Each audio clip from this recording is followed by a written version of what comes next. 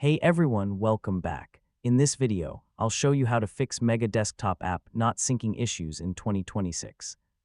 If your files aren't updating, folders are stuck syncing, or changes aren't appearing across devices, this guide will help you solve the problem step by step. First, check your internet connection and make sure it is stable. The Mega Desktop app requires a reliable connection to synchronize files with the cloud.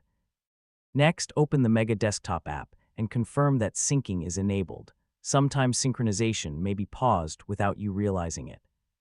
Now check the sync status icon and look for any warning messages or error notifications that may indicate the cause of the problem. Next, verify that you're signed in to the correct Mega account.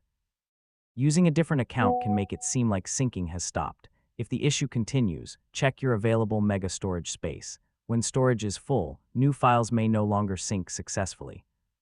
Now review your sync settings and confirm that the correct folders are selected for synchronization. Next, look for file conflicts, unsupported characters, or extremely long file names that could be preventing the sync process from completing. Make sure you're using the latest version of the Mega Desktop app. Updates often include fixes for syncing bugs and performance issues. Now restart the application and allow it to reconnect to Mega's servers and refresh the synchronization process. Finally, if syncing still doesn't work, sign out of the app, sign back in, and recreate the sync connection if necessary. And that's it. You've successfully fixed Mega Desktop app not syncing issues. Your files and folders should now synchronize properly across all connected devices. And don't forget to like, share, and subscribe for more helpful tutorials.